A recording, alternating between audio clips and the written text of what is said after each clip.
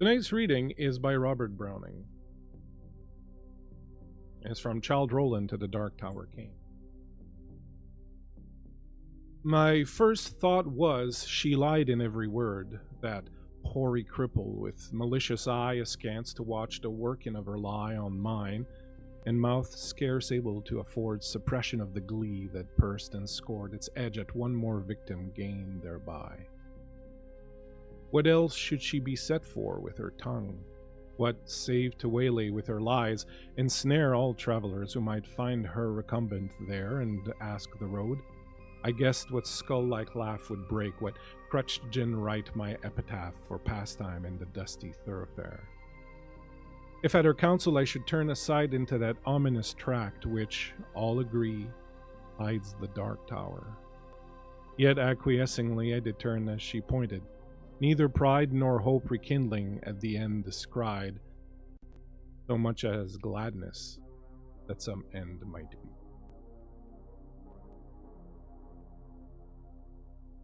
We give ourselves away. We cut ourselves up piece by piece and give ourselves away, whittling our being in service to the emotional need of others. Every claim on our emotions drains us, leaves us hollower and hollower until we are more cord than substance. An affliction, feel.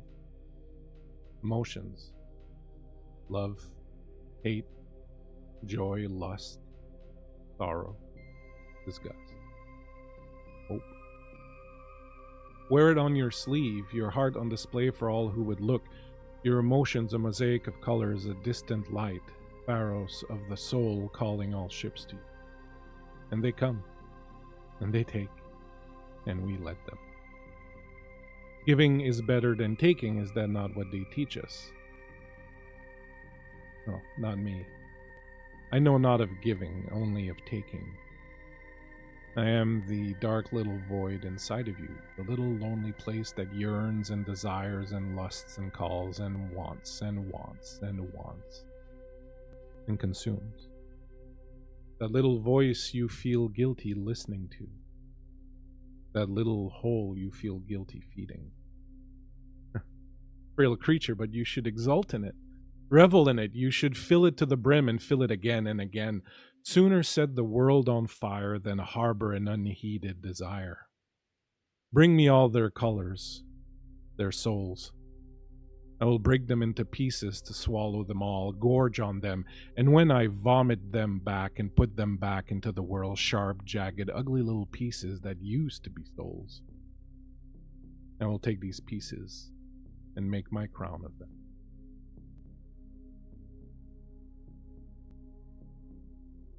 Later. Lena.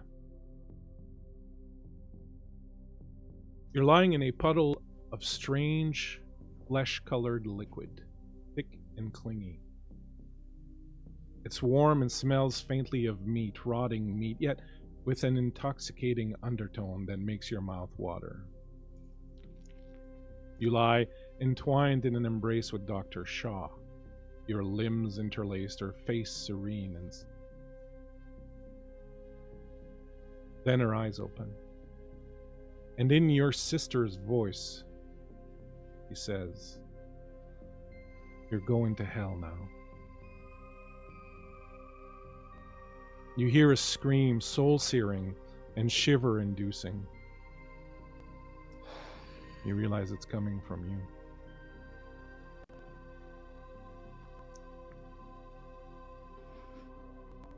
Earlier, you snap to, Elena. The smell lingers, as does the feel of the fluid on your skin, as if you're still covered in it. The warmth of Dr. Shaw's flesh against yours is fading away. The four of you are moving through the offices, finding little clues as to the whereabouts of the missing workers or of what transpired.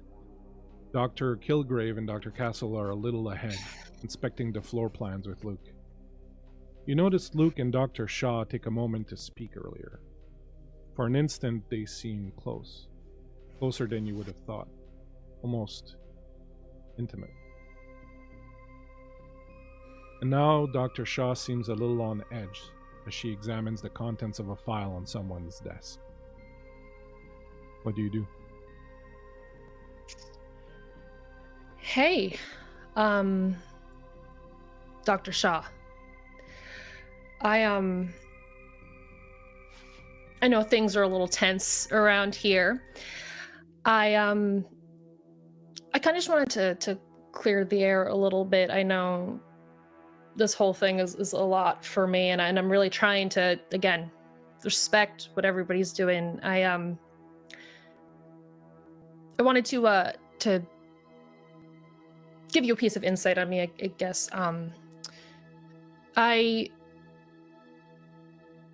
really interested in your research, and your purpose. I actually have a twin sister. Her name is Nora, and when we were young, she was diagnosed with epilepsy. So, you know, if all goes according to plan, that it's just, she suffered a lot through our life so far. So I just wanted to offer that to you. I appreciate it. You're muted. Oopsie. I am sorry to hear about your sister, your twin. And that is why we're here, why I did all of this, truly. Yeah, I mean, you don't have to be too sorry. She's managed. She has a husband and a kid. She's really happy. And But just yeah. those things, still, it's like, perhaps there's some way I can help. Perhaps there's some way we can make things just a little bit easier. Yeah, I guess that's what I wanted to ask you about. Your research. I know, tense with everything. I mean, if things kind of swing south, you know, if you don't have the computer, do you think that'll impact your research? Is it necessary, you think, or? The Arcadia is my work for the past, I don't even know how many years now it's been all of my focus. It certainly wouldn't be the end. I would find another way. Is your research stored on Arcadia, or is it elsewhere? Is it accessible by chance? Some of it I do have written, and some of it I have archived, but that's the thing with Arcadia.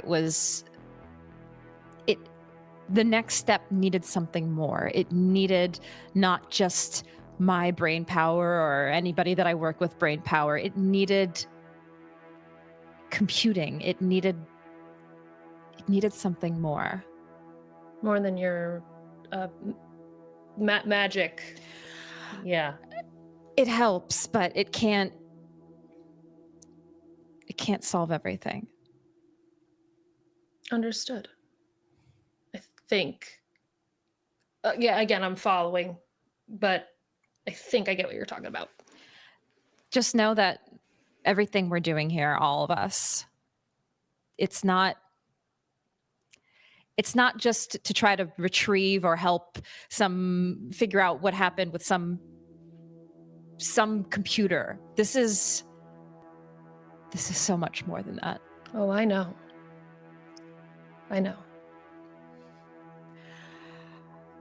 But let's keep looking. See if we can find anything else. Yep, let's keep looking.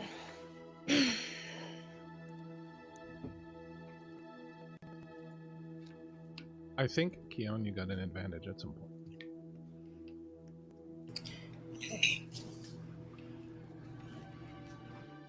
You keep moving through, eventually finding the computer room where the adjuster is. Now, you all watch the adjuster's head explode. The bullet entered just below his left eye, and now everything is in slow motion. The back of his head erupts in a mass of pink, white, and red as the look on his face betrays incredulity. The gunshot from Lena's pistol still echoes in the computer room, drowning out the last syllables of the adjuster's spell. But the spell still goes off. The floor explodes in a million shards of light, and the walls and ceiling around you begin to melt like candle wax, the various colors merging together as the world around you sloughs off, the bits and pieces of it forming a kaleidoscope of color, your bodies and faces and souls shattering into shivers, slivers of mirror that reflect the blood of the exit wound. You're suspended. You tumble and fall. You swing into a vast nothingness, and your insides are turned out, and you literally feel your skeletons scrape against your flesh on the way out. Roll composure plus occult.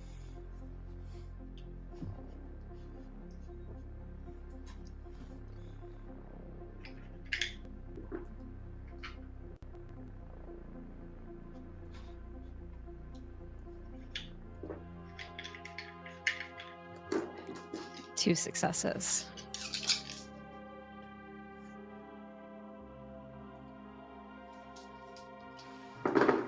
Three successes. Also 3. Blanks, baby. You wish to spend a couple of paradox coins if you have them to. I only have 2. I'm gonna have to use a willpower. And reroll up to 3 dice. I certainly will. That includes sanity, right?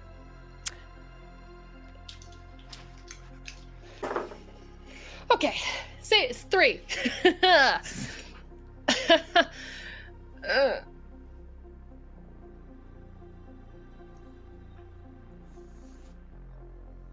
Suddenly, you're back in the computer room. It's dark and quiet. Too quiet. You succeeded, all of you, in your roll. So you remain standing even as nausea threatens to force you to your knees. But you do lose 1 stability. The adjuster lies dead, his head shattered. What? Well, Look, he wasn't gonna help. He wasn't answering questions, and he was pissing me off. So I am not. I'm just more shocked than anything. Is that what you were here for? Is that... No, I don't know what that was. Probably a result of whatever pent up magic he had. It could have been some sort of reaction or a result. Is everybody all right? Physically? Okay. Yes. I'm fine. Nobody feels hurt or anything. I can help with that if need be. No. Okay. I'm fine. Yeah, Can I didn't expect him to explode. Can I get everyone except Lena to make a intelligence plus occult?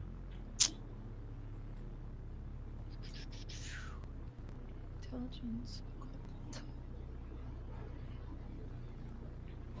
I think 3 Lena has successes. 2 paradox coins. I used or not paradox. Did I get another one? No, they listed you as having 1. Yeah, I had one from last time. But did you have 1 or 2? 1. Oh, okay. No. 3, 5. Laura, did you roll?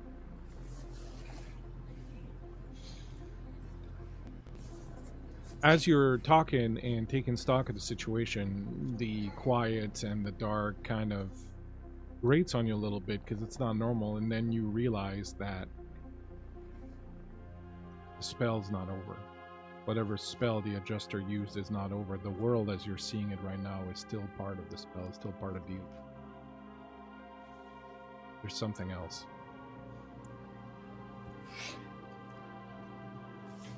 You, and points at Lena. What's up? Whatever you've done, whatever, he still got it off. He's still able, whatever thing he was working still happened. So Okay. congrats. There may be a way to reverse this, or at least just everybody be very hyper aware of everything. And if something seems amiss or out of place, there may be a way. Did you forget the part where this entire place feels like it's out of a miss? You're right. No, you are absolutely right. This is the nature of these things. And as you say that, you hear the loud screeching sound coming from afar, like metal rending. Suddenly, Luke dives forward, grabs Dr. Shaw, pulls her to the floor. Cassidy and Vince, you watch as the floor beneath Lena's feet disappears, turning into an open abyss of pure white light, the effect of the adjuster's spell, and she falls through as pale, pure white arms with fingers tipped in black reach out for her and drag her down into the hole. What do you do? Oh shit. Vince is gonna reach for her or try and grab her. And I'll try and grab for Vince. Dexterity plus, let's say, athletics. Yikes. That's cute. That's real cute. Everybody Yeah. took all of the mental attributes and not Hey. Listen, the our physical is about to get yanked down into the abyss. Yeah. One success. Oh, holy shit! 7 with a crit. Yo. So- hey, yo. This is what happens. Dr. Castle, you rush forward, jump out, grab Lena's hand just as she's being pulled down into this hole by these hands that are grabbing at her and pulling her into this hole.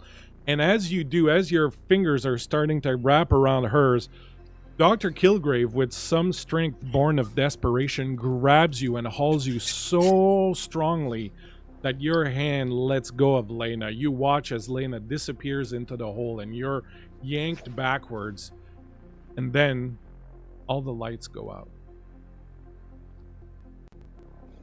Fuck. I tried.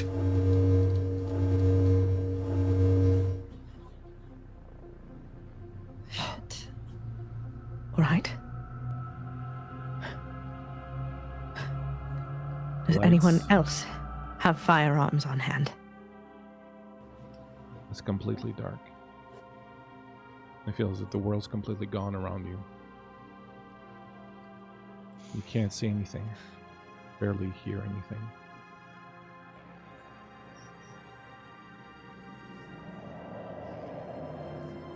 Lena. Dr. Kilgrave? Can we hear each other, storyteller? Yes, you can.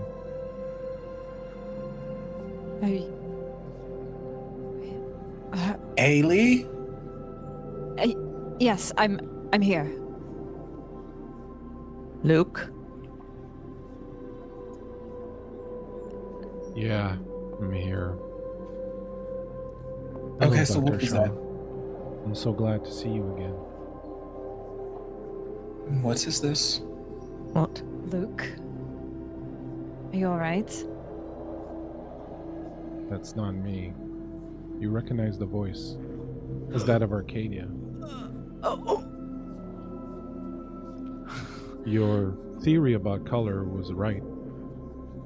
Life is made up of colors, the emanations of your souls.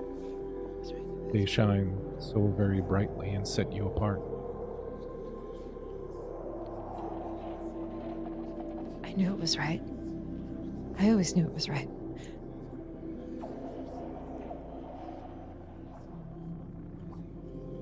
But how do we get it to help people? Like so many other things, Too much is the same as not enough. All your colors coalesce and merge. When you glare or scream at each other, when you give a friend a warm embrace, give each other pleasure or pain or joy or hope or sorrow, each moment increases the colors of your life, aurora borealis of the soul.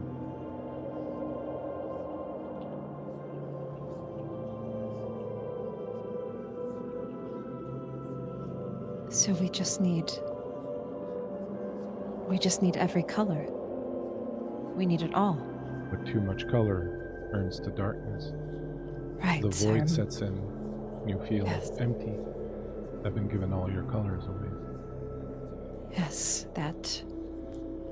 I remember that from the color theory, but there must be a way to just manage it so it doesn't get to that point. First, you must begin your descent.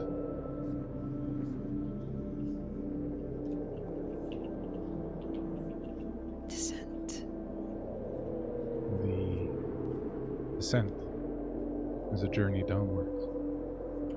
Your emptiness consumes you, brings you down. It pulls you apart till you shatter.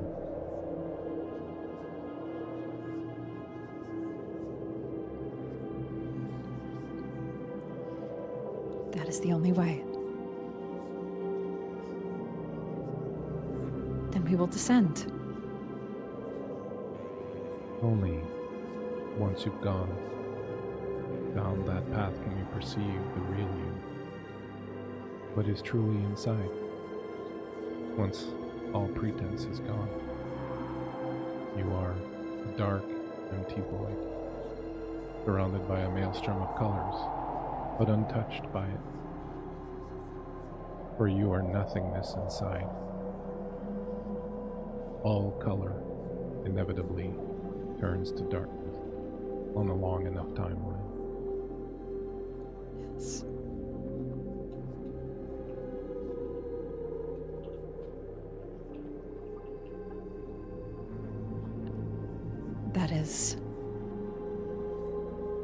That is where we need to go then. The call below, Doctor, is a portal to hell. It is a veritable hell of flesh and blood. Below, you and the others will find your purpose, Dr. Shaw. Below, you will find what is to fill your void.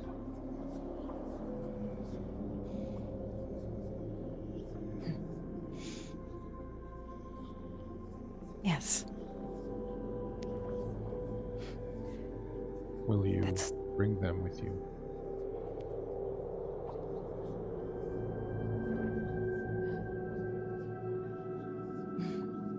Why them? Why do they have to? This is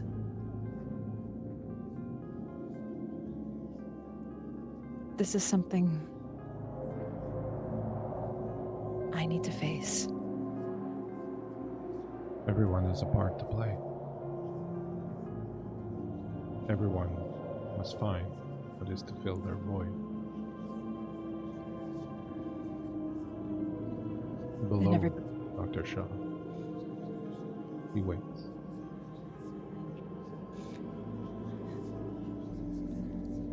And everybody's different.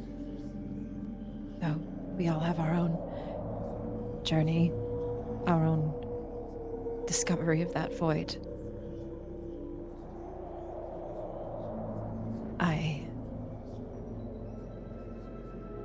I think they will discover it too then. We all will. We wait for you. And with that last, the lights flicker back to life.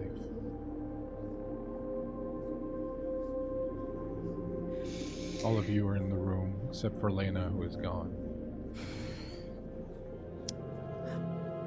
Where's Lena?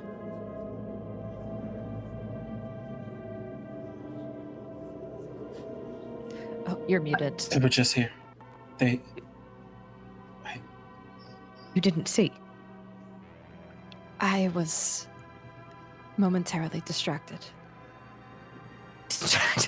Distracted. She was pulled into a fucking portal, Doctor.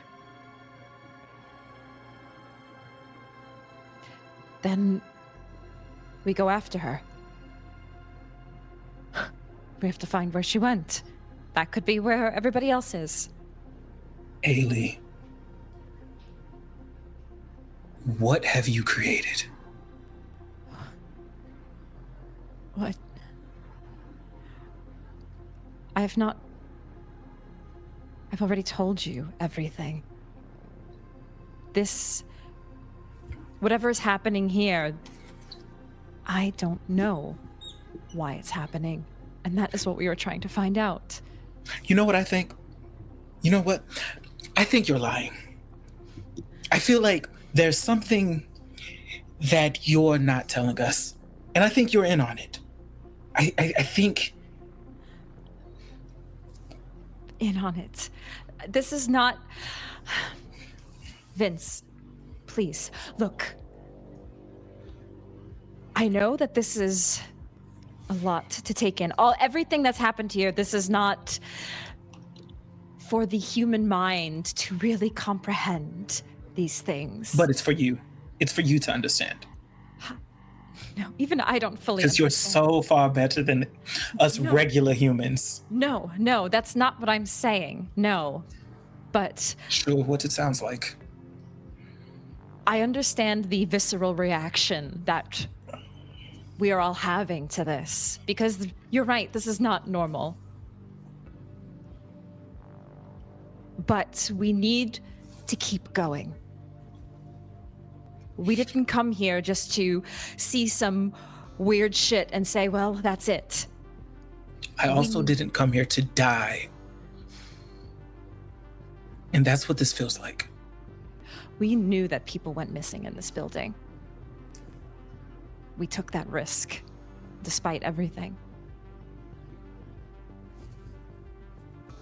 We all agreed to this.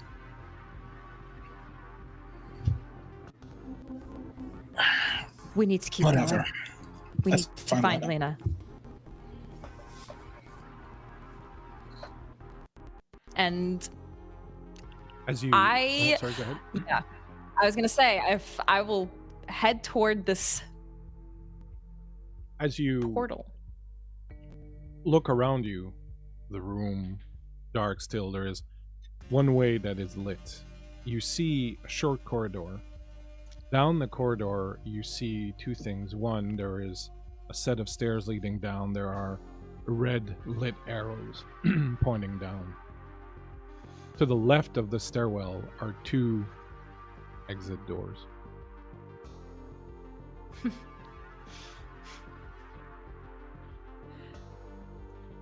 Luke has pulled his gun out,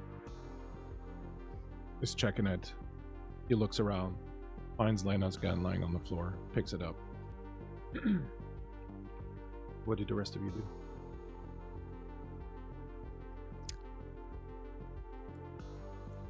Suppose we'll head down then. Not to the exit, though it is there if any of you do wish to go. Though I don't even know where that might take you, to be honest. I think at this point, it's best if we all stick together based on the circumstances. Yes, of course. Dr. Shaw, let me make one thing abundantly clear. Should I walk out of this, I sincerely hope that this will be the end of our working relationship. And if I don't, if for some reason I die in this godforsaken supercomputer of yours, I will haunt you until the end of your days. Am I understood? Yes, of course. Good.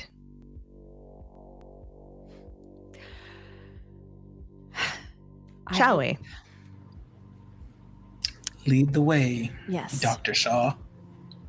And as you head towards the stairs, unbeknownst to you, the exact image on video that interrogators are showing you a few days from now. I want to thank Varl for the gifted subs. Thank you so much, Varl. As always, you are a man, and we appreciate the heck out of you. Lena, Yes. you felt the arms grabbing you. You felt yourself getting pulled. You saw Dr. Castle try to reach out to grab you. You fell through. Everything was white. And then you woke up, or came to, in this strange room. The room is black. The furniture is black. The only thing of color is a telephone that sits on a little black table nearby, which is orange. The telephone is this plastic orange. And as you wake up, it begins to ring. I answer it. I have a feeling I know who's on the other end. Your sister's voice. I was wrong. You better not disappoint me. You stole this from me. You better see it through. Nora, don't you understand that everything I do is for you? For fuck's sake! Can you even say that? Do you actually believe that? I have to. Why? So that you can give some semblance of meaning to what you did to me?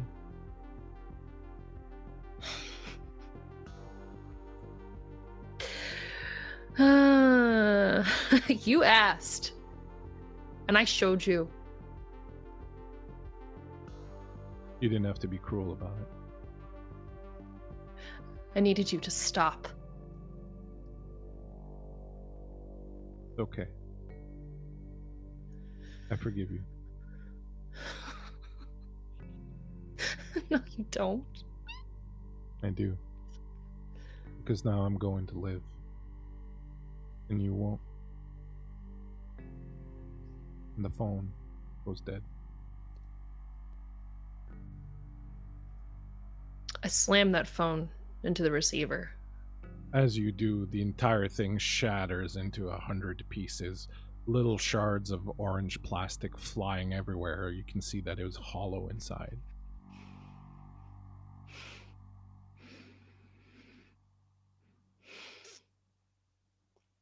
Fuck.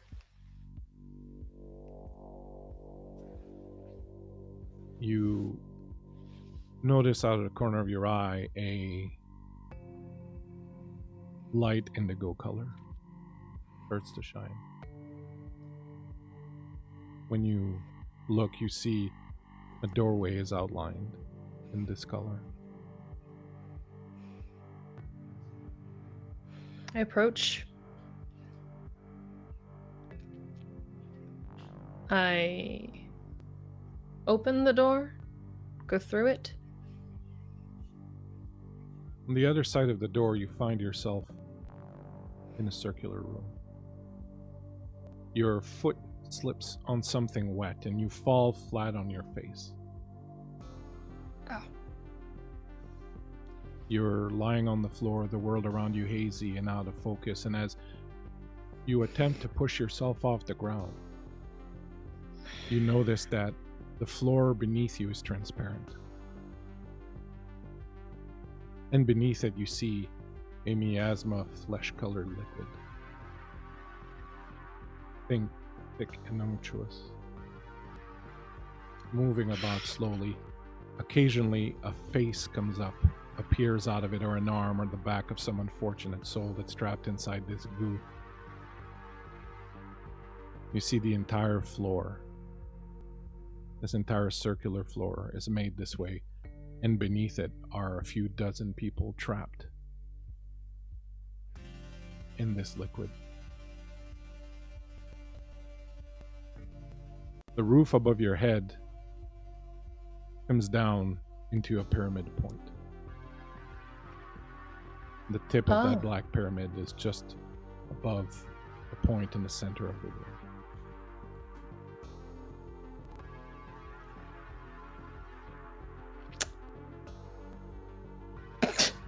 No one expected this.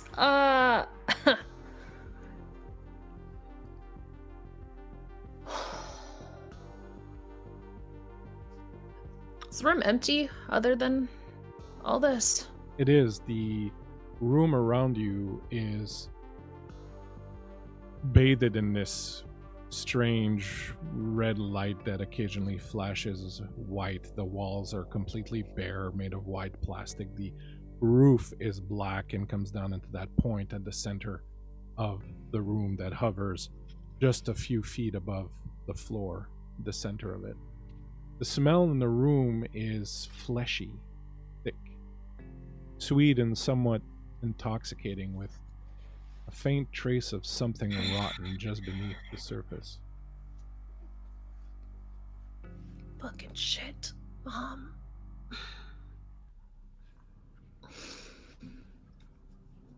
Is there a door? You can't see one. Great. What do you do?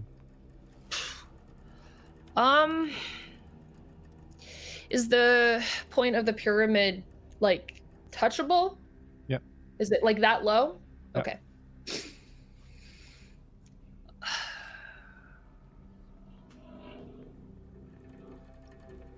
Hello? No? Worth a shot. I guess we'll just put it out there. Do I get anything from using Sense the Unseen? Do you have to make a roll for that? No. Well, yes, sorry, with aspects or resolve aspects, which I will be using the latter. So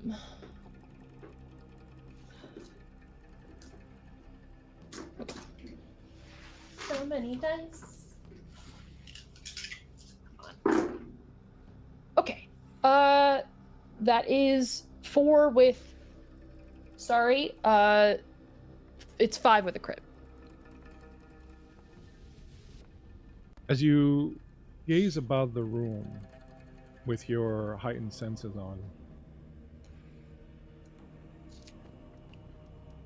you, strangely enough, expected to perhaps see souls or ghosts or something like that.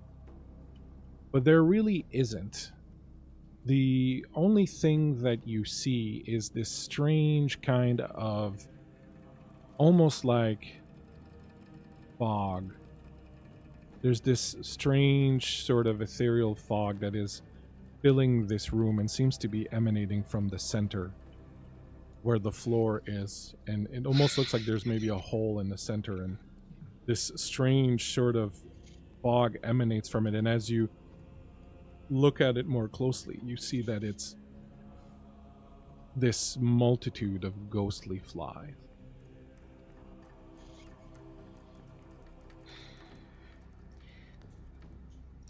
So, correct me if I'm wrong, there is a hole beneath the pyramid into the flesh river? There's, the floor is solid, but it's clear. And Yeah. in the center of this, whatever floor, underneath the head of the pyramid Beneath. is a hole, but underneath this clear floor, this entire flesh river is beneath that. Do I have to go in the flesh river? Is that where I'm going right now? That Well, does not you- sound smart. I mean, you feel can like approach you the can get- pyramid. You can go all the way to the pyramid tip without having to get into the liquid at all. Okay, great. I just don't know if I want to touch this. That's not my thing. But I don't know what else to do. What do you do? They're flies? Mm-hmm. Literal flies or like No, balls they're of like light? they're like if flies at ghosts. Great. Yeah. Okay. I guess I approached that area. Is there something more there? As that you is signaling approach me it, towards? you Mhm. see that there's a hole at the center of the floor there underneath the tip of the pyramid. Yeah, you keep saying that. You can see in that hole what appears to be like an amniotic sac, pulsing and moving. When you approach it, you see shape inside like fetus, but adult size. Yeah, great. That sac is pulsing faintly. As you approach the pyramid point, overhead flickers to life. And in it, you see your sister's face. You made it. You found it. I figured. We're also very proud of you.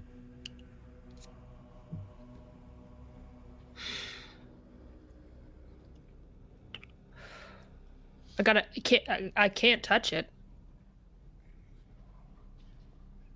You hear footsteps, and you see that from a strange angle, the wall doesn't go all the way through, but rather there is an entrance there. And from when you're looking at it from straight up, you can't see it. Oh, But now you see shadows coming down, and you hear footsteps coming down. Your sister's face flickers off. A lot of you come down the stairs. Sorry, Lena, go ahead. Hello? You hear that. Lena? Lena? Oh my god. Oh, it's you. Oh, thank god. Okay. Lena. Oh. Watch out. Watch out. The floor is lava or flesh. What is that stench? Nothing good. Oh, God. God. What? How did you end up here? What is... Okay. What in blue hell? You guys saw as well as I did. The world is so much bigger now, everyone. I've discovered it's round. Look at that. Is this normal, Dr. Shaw? Did you build this on top of a pool of No. I found your guys, I think. Huh? What is this? Oh God! Actually, storyteller. Yes? How many? Was it? You said there were bodies and stuff and people floating around. Yeah. How many? Well, you know, it's not like you have a lot of time to take a head count, but if you were, you'd probably realize it's about 26 people in it. Eh. I'm excited. Thank Am you. Thank you. I able to, upon seeing this, determine what this could have been? Well, everyone can go ahead and give me an intelligence plus occult roll.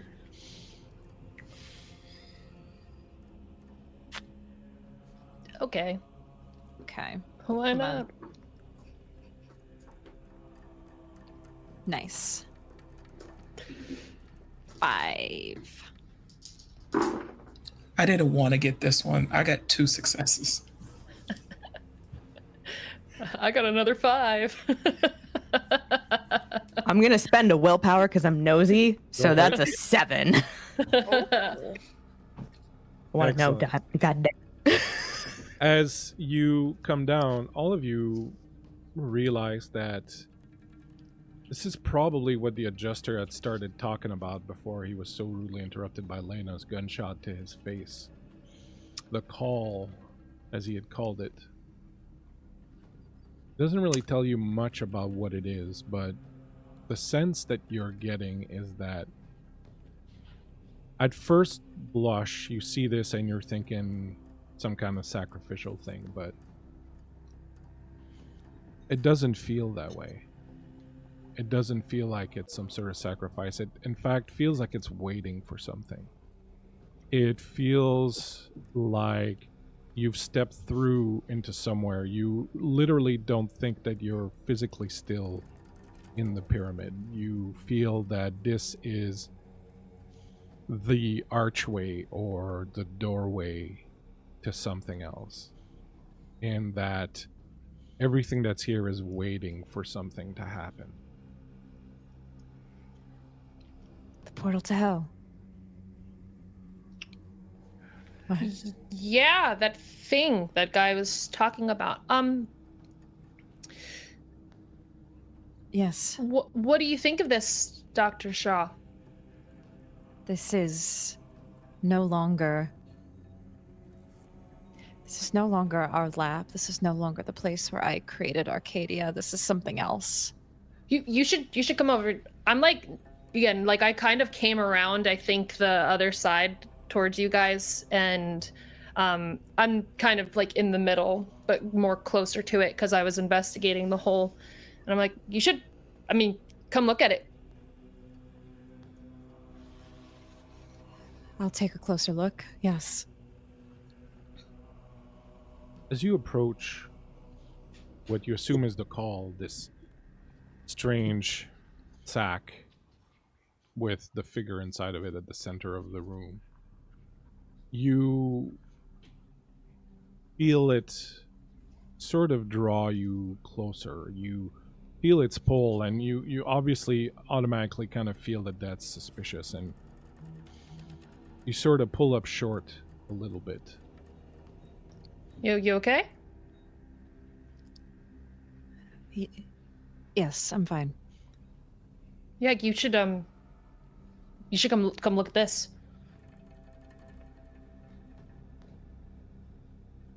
What is it? Well, come look. There's a. I honestly don't know what it is. Looks like there's a figure inside the sack, like a person. It looks like life. Life mage. You should. Yes. Yes, I will take a look. What? As you get What is closer inside? to it, you see that the sack itself starts to pulse more quickly, as if whatever's inside is their hearts beating, or they're stirring at your approach. You hear trembling through the room, echoing through the room, a voice that seems to emanate from inside the sack. Thank you, Elena Roman.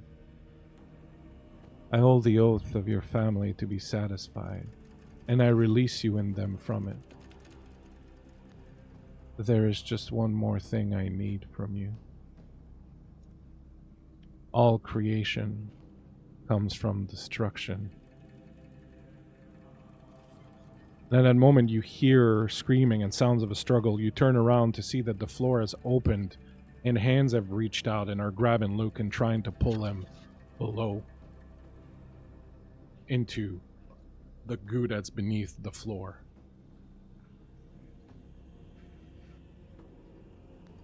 What do you do?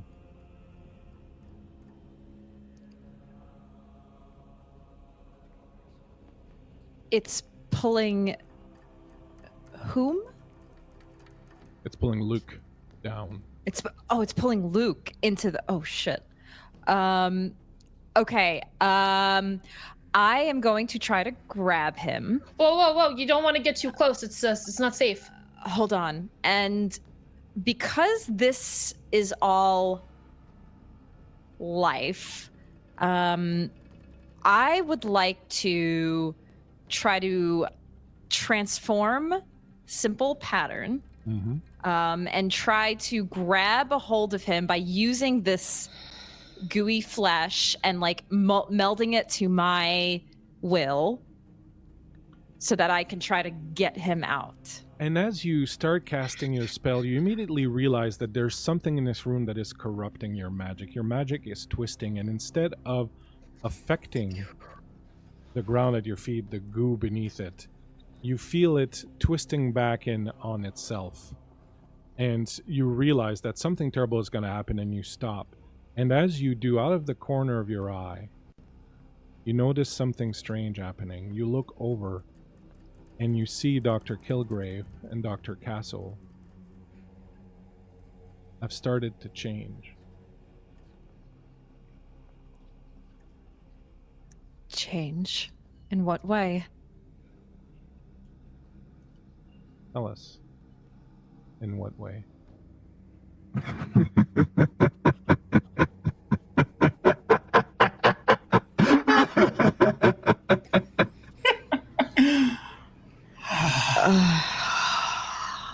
Oh. Fine. Dr. Shaw, what you see. Cassidy, yes, that was the name I chose. The limbs become distorted, a little too long. The fingers lengthen and come to pointed claws that drip black ichor from nowhere. The smile on her face stretches and stretches and stretches to something that is truly horrifying. And the eyes, the lovely shade of brown that you saw earlier has gone pitch black. The iris, the pupil, the sclera, all of it. Dark as the pit.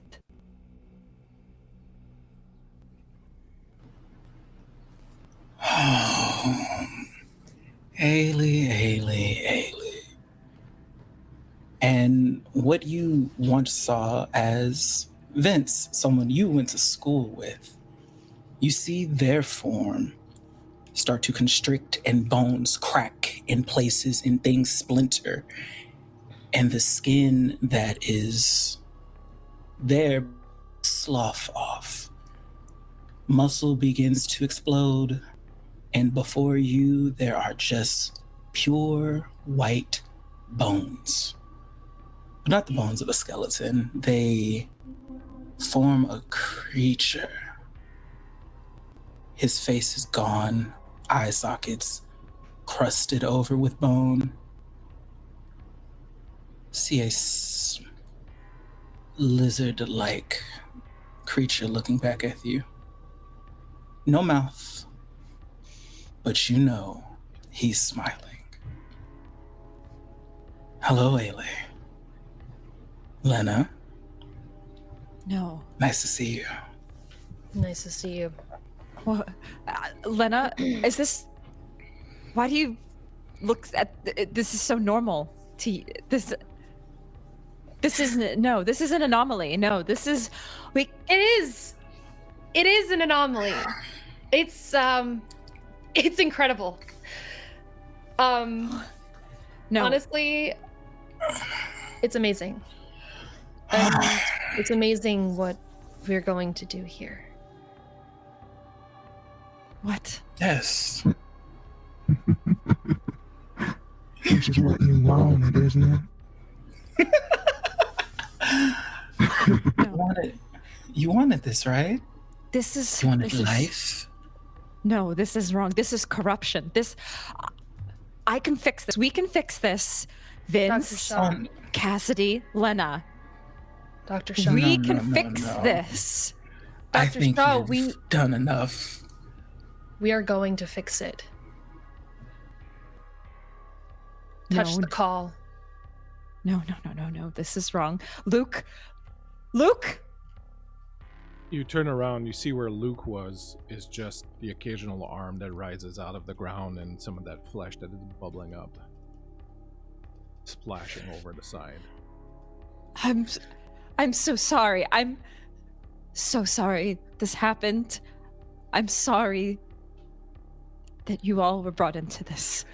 Dr. Shaw, I need you to touch the call.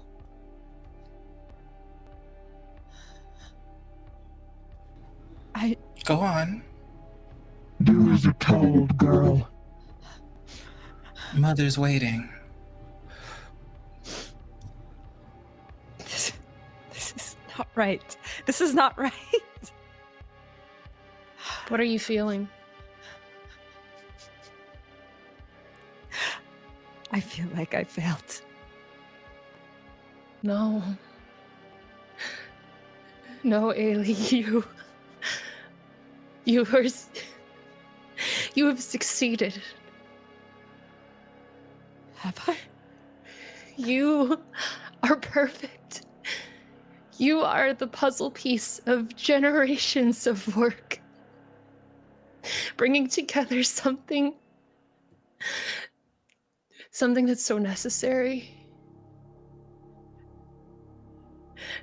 And we need you to finish this. So do it.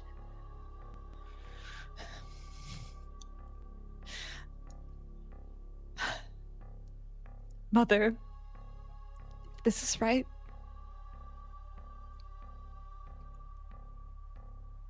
then I will do it.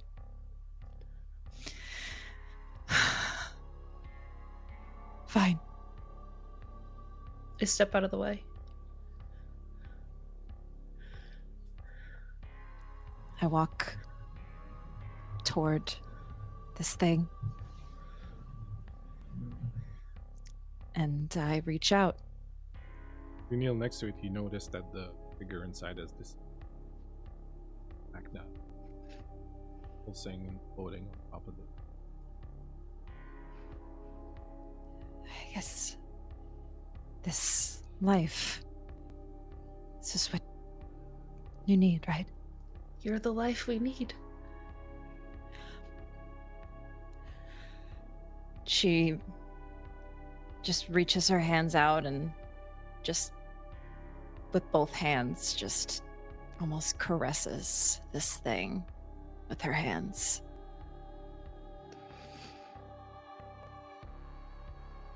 As you do, you feel how warm it is, how inviting it is, and you feel another presence there, almost as if someone is reaching out to lay their fingertips against yours.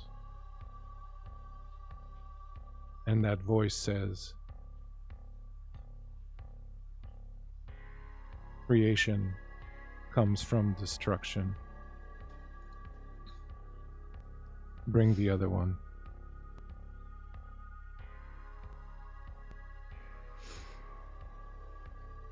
Laura and Keon, something clicks in the back of your mind. You know what you have to do. I think it's time. Oh, it was just getting fun. I know, darling. And storyteller, I would like to use condemnation on Lena.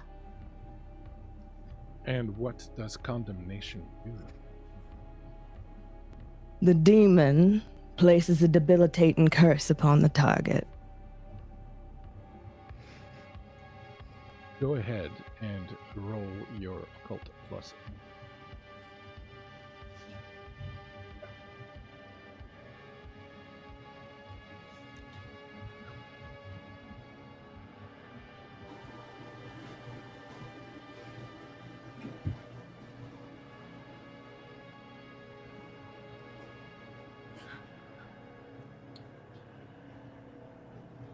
You know what? I'm gonna go ahead and use those night moves. So we're having fun tonight. Lovely.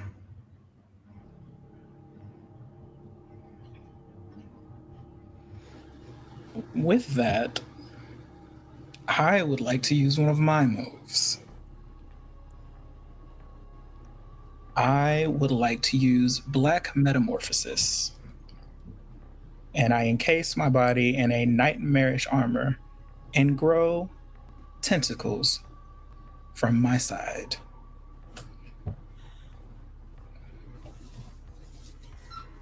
You watch Lena as and Dr. Shaw as this creature envelops itself in night.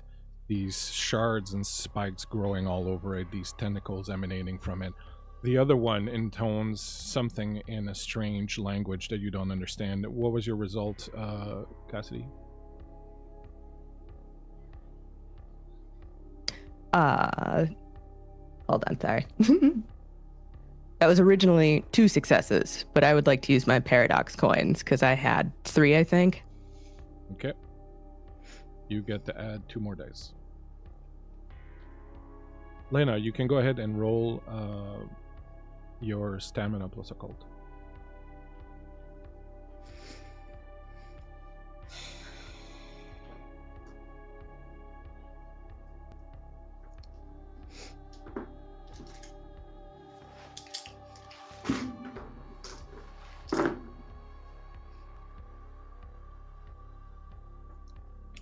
I got 4 successes.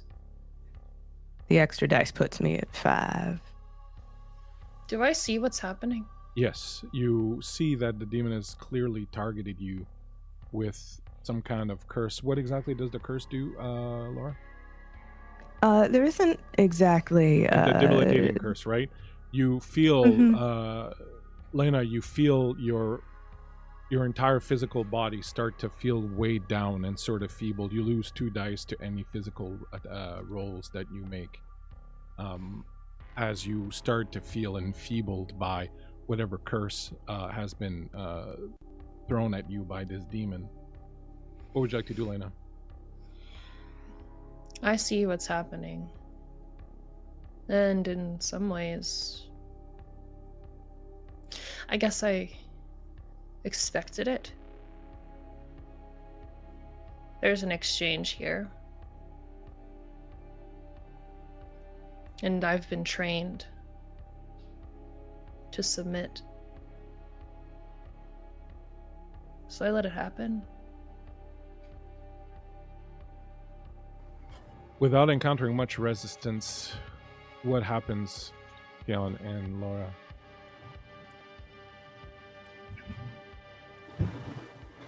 So as Lena submits into this, So you're not gonna put up a fight? You're not gonna make this fun for us? Fine. and he is going to crawl and skitter across the ground and sort of meld into Lena's shadow and just have their hands grip onto their neck. Any last words? He was right. It is more comfortable that way.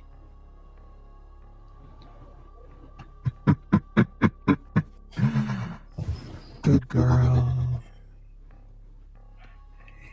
The demon hauls you over the sack, over the call, and as the other one steps forward and with a talon claw rips at your throat, your blood begins to spill out.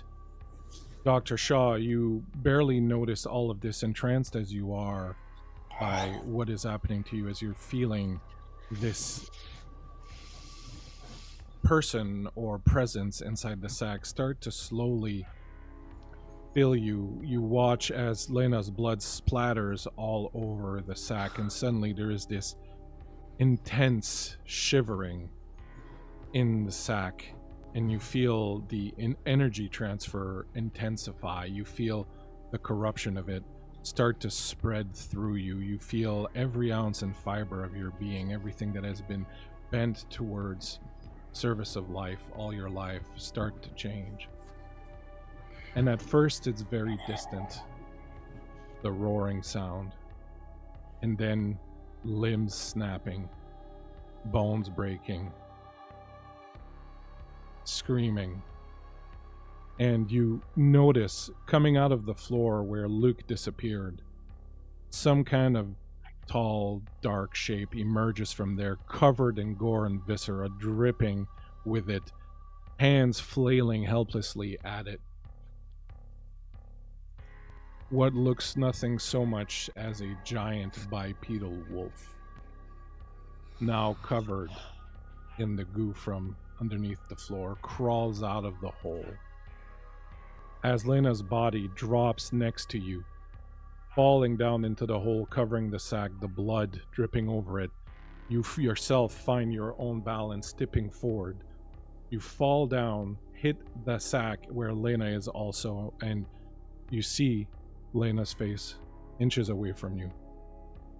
You manage to tear your eyes away from it long enough to see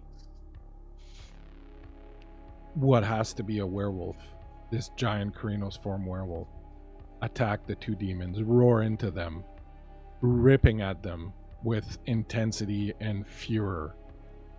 The fight is titanic. The three of them enmeshed in this destructive, savage brawl that is just about tearing and ripping and breaking, and the intensity of the violence that you see is beyond anything that you've seen. But you and Lena are slowly sinking into the sack. You feel your energy start to drain. You watch Lena's eyes flicker and close as their life's blood is ebbing away, filling this sack. Sorry, Lena. So sorry. As you say this, you feel a hand on the back of your neck.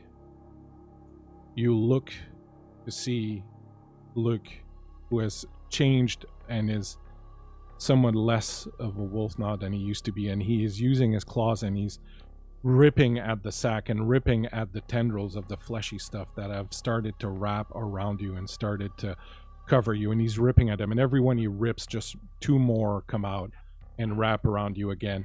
And you can see he is cut, he's bleeding, he's wounded from the fight with the two demons, and he keeps on ripping at it, and there's this intensity in his eyes as he's just pure hatred as he's seeing what's behind you, and keeps on just ripping at it with its claws. And eventually, panting hard, he starts to shift again and becomes human again. I can't do it. There's nothing to be done. This thing grows every part of it that I rip. Take my hand. Come on, Ailey. Take my hand. And he reaches down and tries to pull you out of there, and the more he pulls, the more this sack envelops you and seems to pull you in. Should I kill him? Come on. No, we have to go. Yes. Oh. Can't take you out. And he looks over. You see behind him the bodies of the two demons have started to melt away, or being stripped down as their bodies are dissolving and falling through the cracks and back into this puddle beneath the floor. Looks like, come on, don't give up. You know, my sister warned me about girls like you. I should have listened to her. Come on. I'm not giving up. The other one, Lena. Hold on. It's not gripping onto Lena. Shh. Why isn't it gripping onto her? She's gone. Lena's That's it. gone. She's no use to them. She's dead. That's what. If we heal can, her? if I can get her out of here, I might be able to help her. Yes. If you heal her, I might be able to pull you out of it, and we could leave her there instead.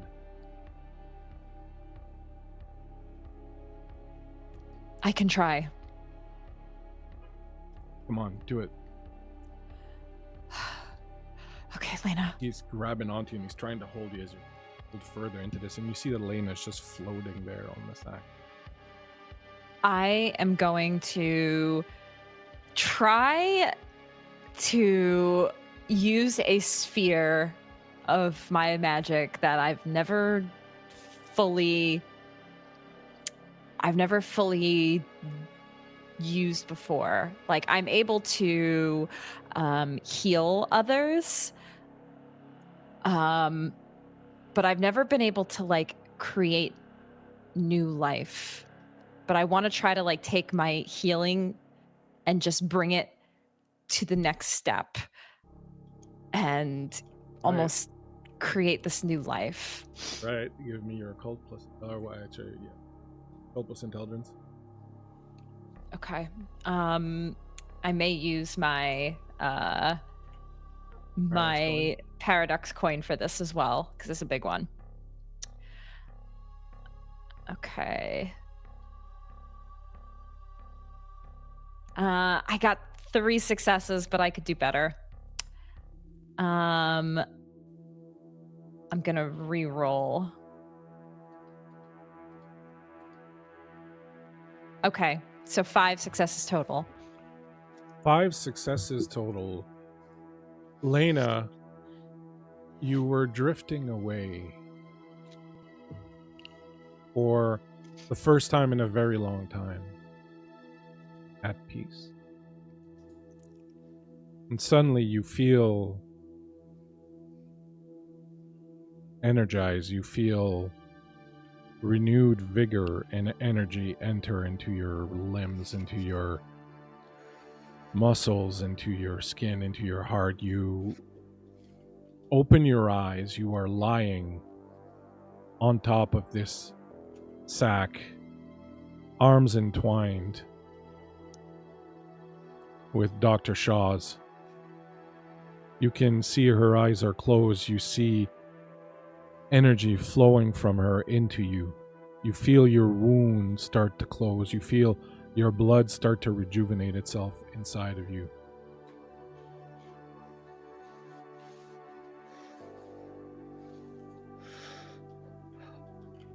What is... You're back. Lena. You're back. We have to get out. What? Luke. We have to do it now. And as you look over, you see now that parts of Lena's body have reached out and enveloped Luke's, and he's being pulled into the hole with you. You feel your magic twist and turn on itself. You feel the corruption of it, the attempts at healing life, creating new life.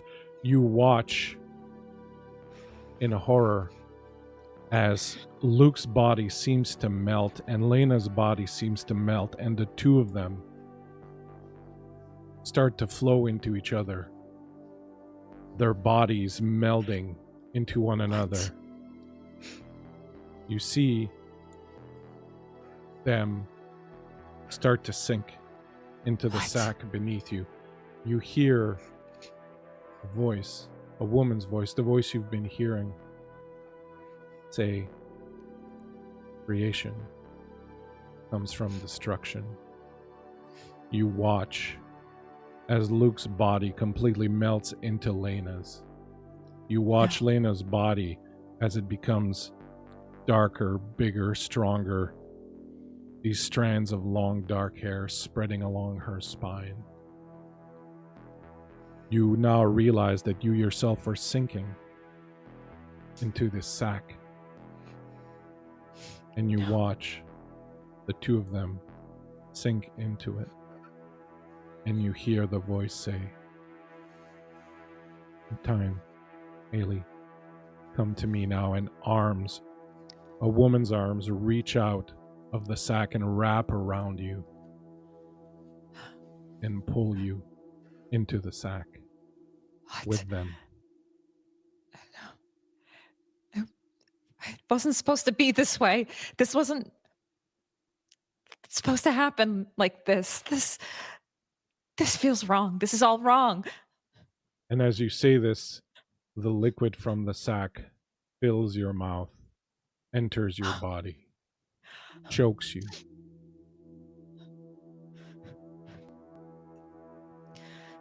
A little later, are Keon and Laura still with us? Them or their A demons? little later, the door to the computer room opens. Dr. Kilgrave, Dr. Castle, and the security team enter the room. You find it dark, quiet. It's been a few days. 4 days to be exact. You see on the ground the body of a man, shot in the face. A quick examination reveals him to be about 4 days dead. As you look around the room, the computer screens flare to life with a simple message. The message reads, "Flee. Run. Flee."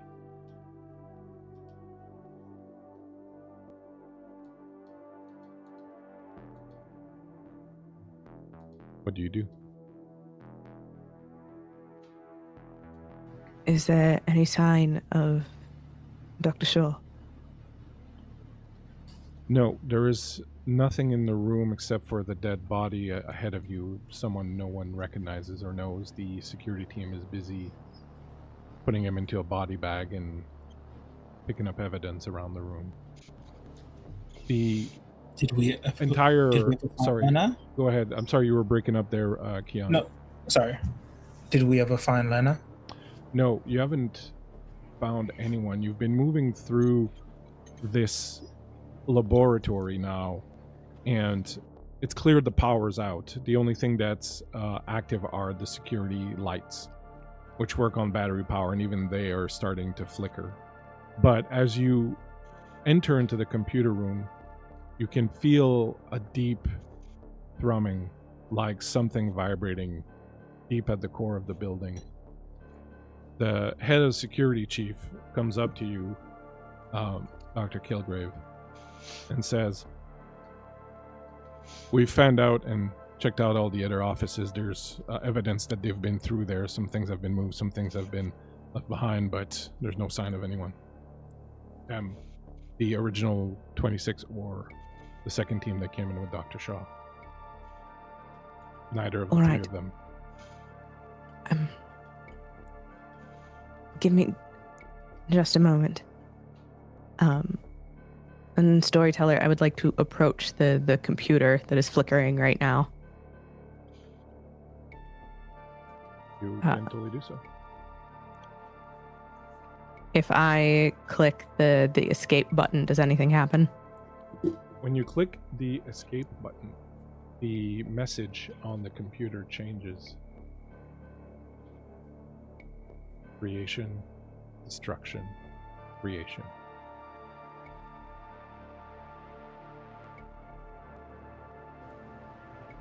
I hate to be a defeatist.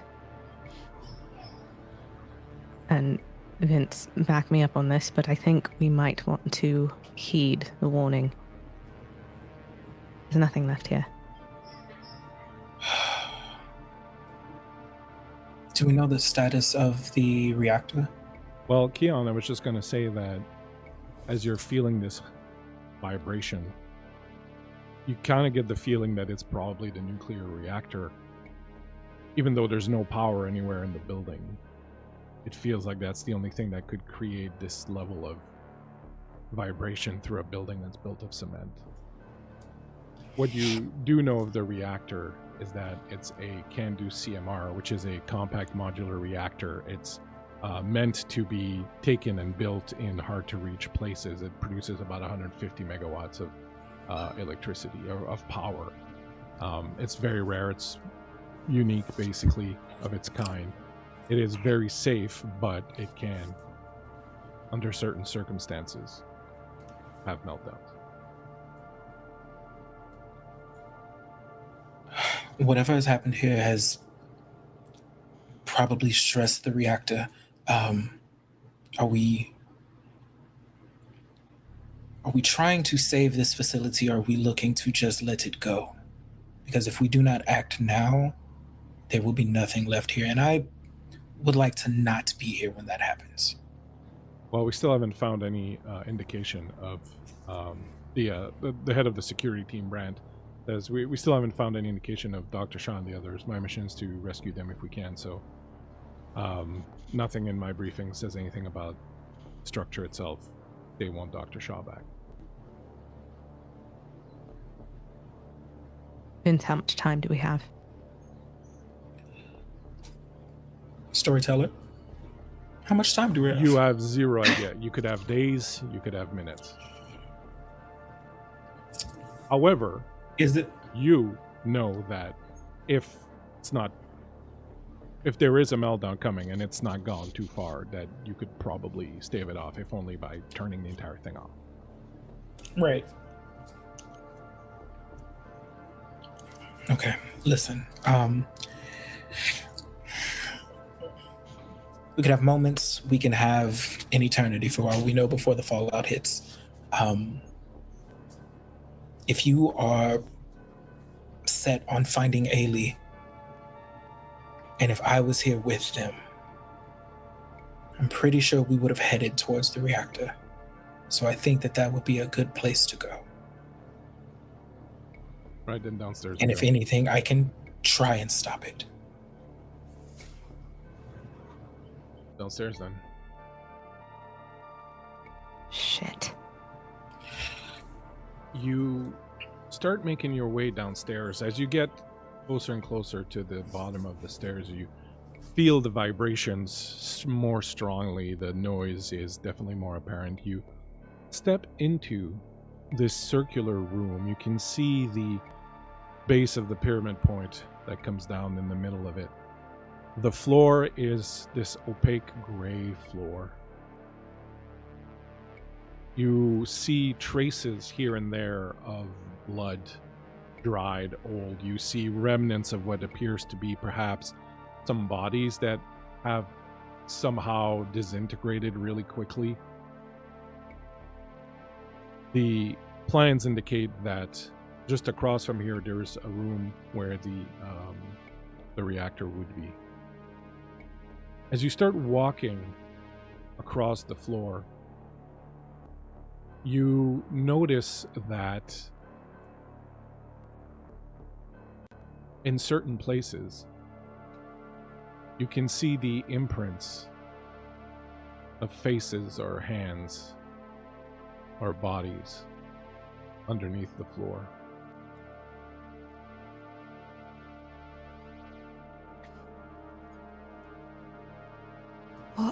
What was Dr. Shaw doing here? Seems like a cruel experiment. Storyteller, are any of these faces familiar? No, not one that you would recognize.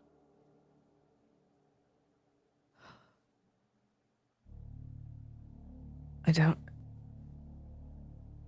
If it's any consolation, it doesn't look like any of these poor souls are Dr. Shaw. No. How much farther have we got to go, Vince? It's just ahead. It's not very far. You cross the room and enter through a door that's lined in this pale indigo color into a large dark room, and you realize that you're in a control room. Beyond a glass partition, you can see the CANDU reactor that is there. It is clearly running. As soon as you walk in, Dr. Kessel, and look at the monitors and look at the readings, you can clearly see that the problems that the moderator has begun boiling. At this point, you notice very quickly it's past the point of being restrained. And as you see this, you feel a little tingling in the back of your head. You feel a nagging memory return. You feel a certain moment when you were put in a very similar situation.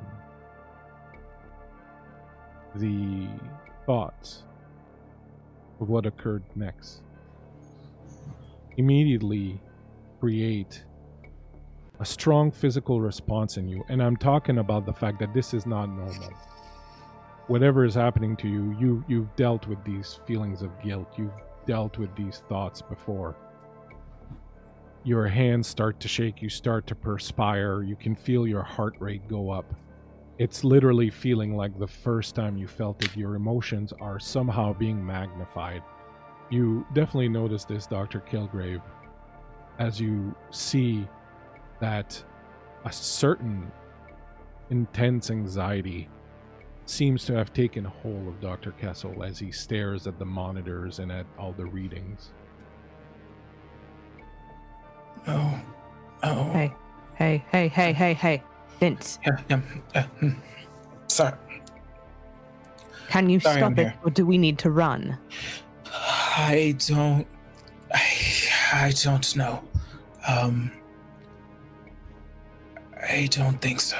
You can make me a intelligence plus technology, I guess, or science roll, whichever you like. Can I make it academics because I have a specialty in nuclear engineering? Please do. I'm an academic myself, and I welcome any opportunity to make my more and more moribund. This is so many dice. So many dice and only 4 successes. Well, 4 successes. One of them is a crit, though. Okay, so that's pretty good.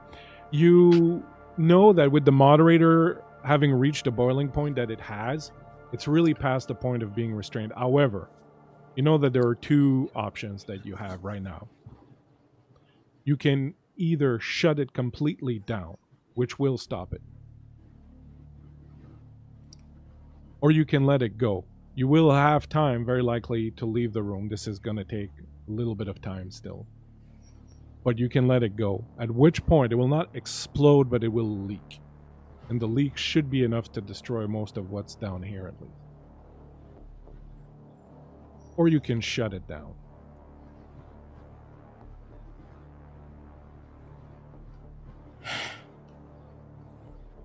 Cassidy, I can shut it down, or we can get out of here. But if we get out of here and leave this here, it will leak. As you say that, computer screens come to life all around you. Did you touch something? First, No. Sorry, go ahead. No. I didn't touch a goddamn thing. The message that Okay. comes up is creation leads to destruction, which leads to creation. Do not alter self-destruct protocol. You will suffer.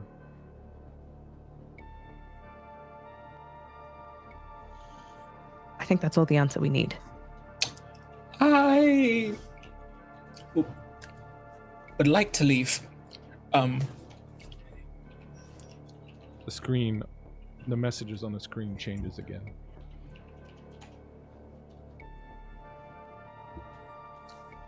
No.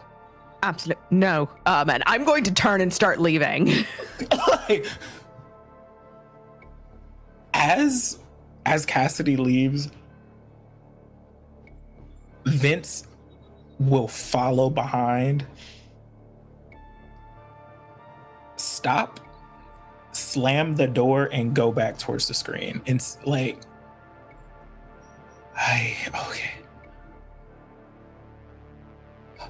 okay. And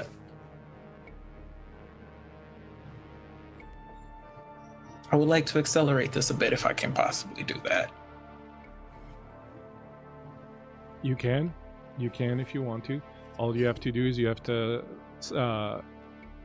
basically choke off the supply of heavy water, which is going to accelerate the heat increase.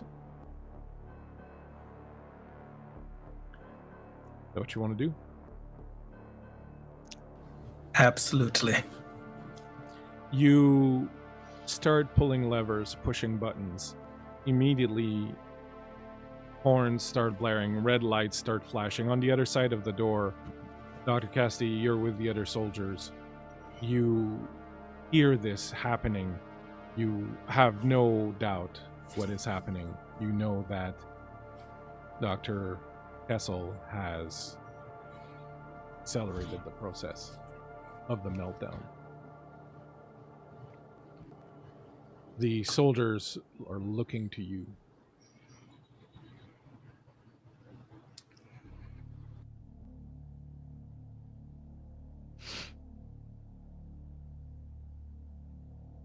He knows what he's doing. If we would like to go home to our families, I suggest we make a swift exit.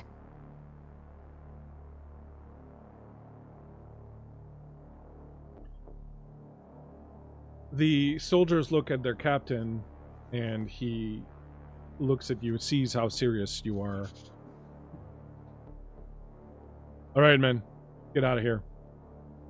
We should be able to seal the doors on our way out. This place has been built to withstand just such an occurrence. If we're lucky, the damage will be restrained to the building itself. And you start running out. On your way out, start shutting blast doors and heavy doors. They're radioing ahead, telling them what's going on. Inside the reactor room, you are watching, Dr. Kessel, as the heat increases and increases. And suddenly, you feel that you're not alone. And you turn, and standing behind you,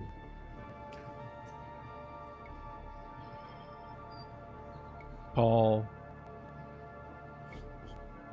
covered in fur,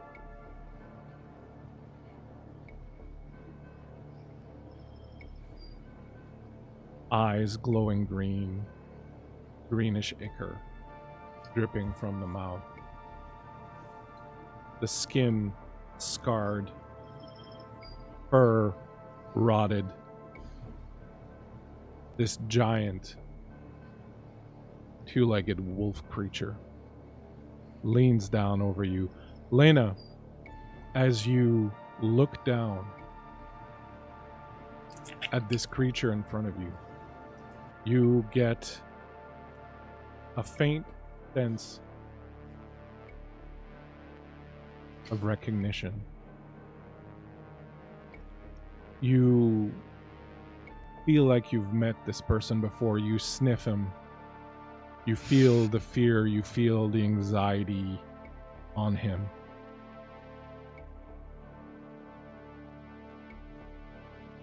Stepping out from behind this werewolf, you see Dr. Shaw. She is naked, her body completely covered in some sort of thick liquid that shimmers, iridescent, blue almost, in the pale indigo light of the doorway.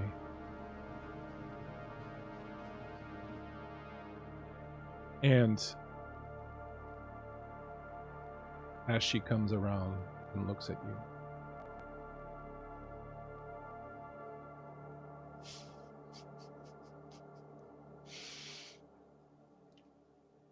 he laughs. You, Kalome, needed one more thing. You needed the energy from the reactor in order to fully re-empower yourself. The energy of life and death, creation and destruction, the fission inside the reactor, reaching its maximum potential. The creature that stands next to you, which once was Lena and Luke, having merged now in some ways in the call, stand by you. Thank you, Dr. Kessel, for taking care of this for me.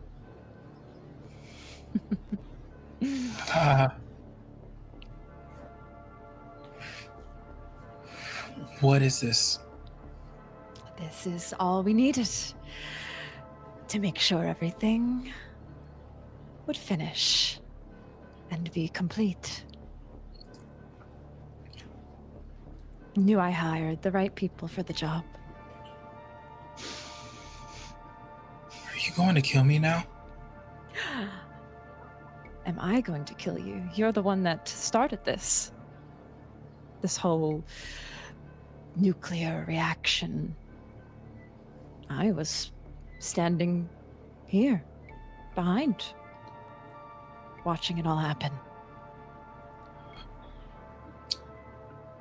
You know it will take some time, Palome. It will take several years for the energy that you're unleashing to do its work. You know that in the meantime you will need someone to do things for you outside, and you look at the beast next to you, and you know that it can change forms and it can return to a more human appearance, which will be useful. Hmm. It should go out.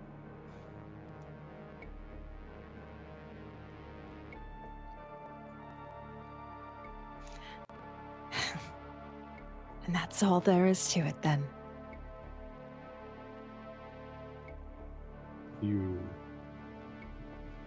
want to tell her to leave, or like to see what Lena's going to do?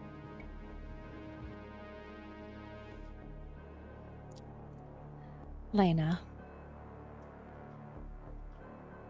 I think Lena should stay. Lena, she speaks to you, and the voice barely registers. Your mind is twisted. It is somewhere deep in some twisted hole. There's something calling at you there. You hear a call of something, a worm of some sort. You understand instinctively that you need to revert, to let go of this most powerful and beautiful form that you are in now if you wish to be able to understand and interact with the pitiful little flesh creatures around you. But I can go back, right?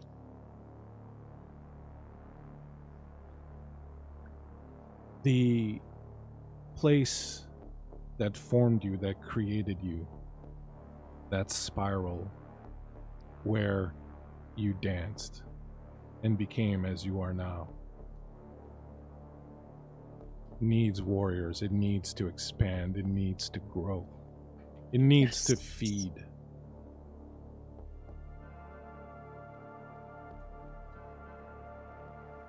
What do you do?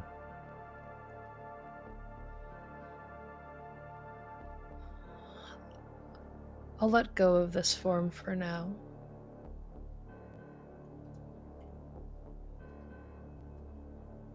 As she shrinks and comes back down, you recognize Lena again.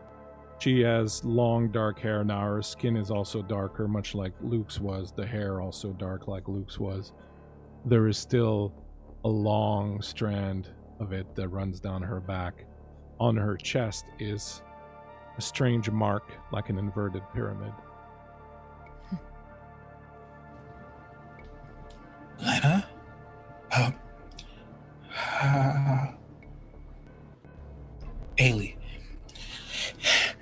Ailey, listen. You hired me. I can be useful. Come on. Ailey, you can call me Kalome. Kalome? Yes, I no longer keep the name of who you once knew, Vince. And, well, I'm sorry that it had to happen this way, that all of this had to happen this way.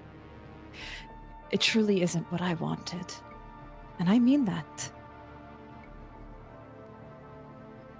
But this has to happen now. Lena, as you recover your human form, you find old memories waiting for you. Your sister. Guilt. Betrayal. And an oath.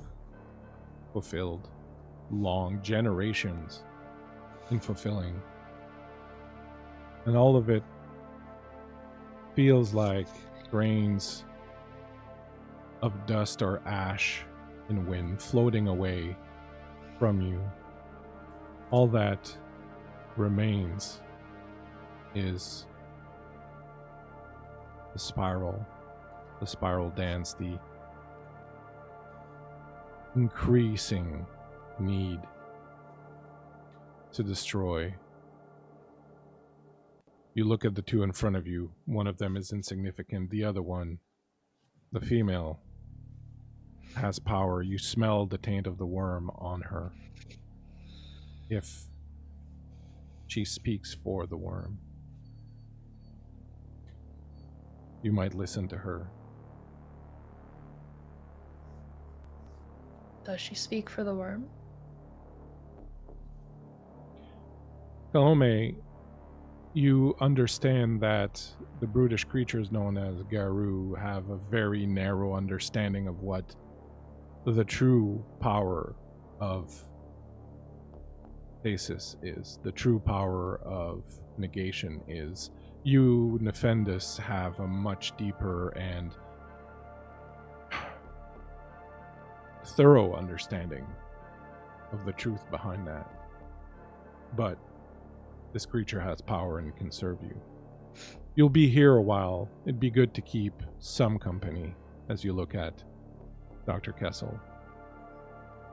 But it might be time to tell the other, go out. To maybe find others like it. And to start building a place for you when you're ready to leave. Yes.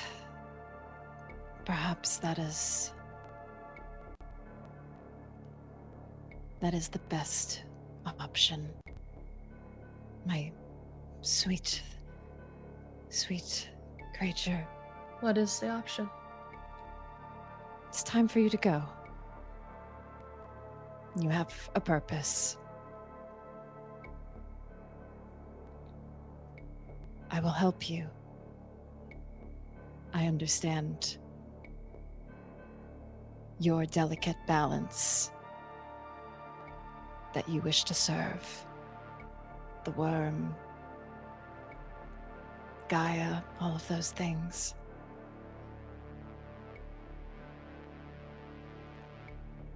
You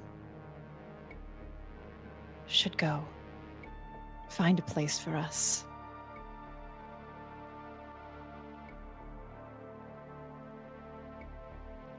I serve. Of course. I leave.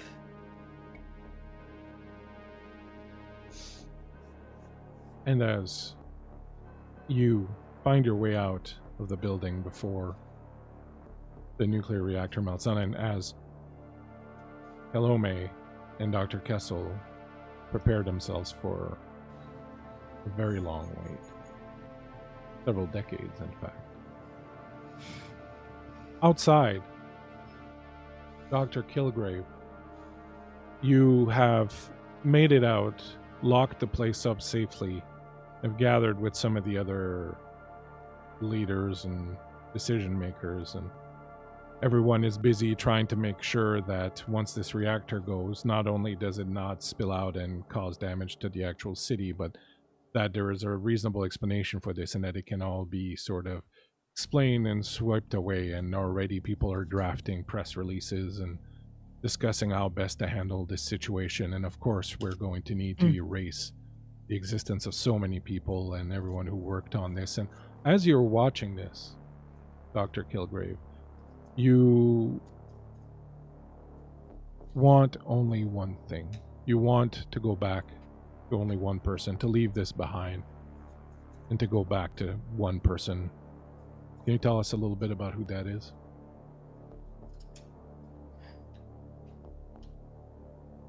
Violet.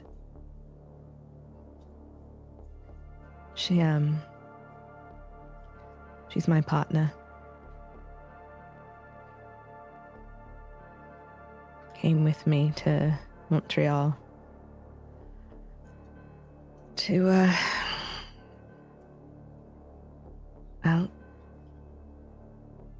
help me continue my study.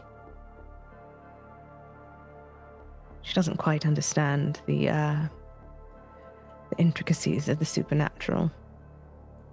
But she doesn't particularly care to. And as you think of her, and think of how sweet and warm it will be to return to her and leave this darkness and this fucked up event behind you, your hand starts to shake. You feel it coming on. That moment when something slips inside of you. Something slips under your skin. You don't remember what happens next, but thankfully they had a camera going. And once you come back to, they play you the video and you see yourself, your arm begins to shake, and then the rest of your body. People start to notice. They start to turn towards you, and your body lifts up off the ground a few feet. People screaming, backing away, uncomprehending. Your eyes turn back inside your head and go white. And as the last thought of Violet plays in your mind, your mouth opens and the voice that comes out is not yours. And chills run down your spine and a cold sweat breaks out on your skin as you hear coming out of your mouth.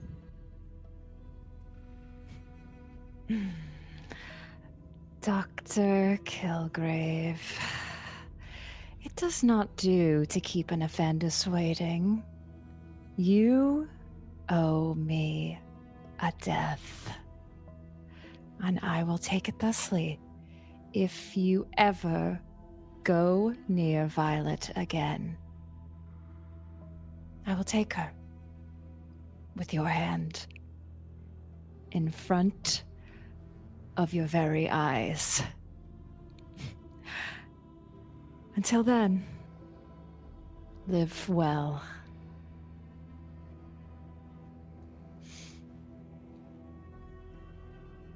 And on that note,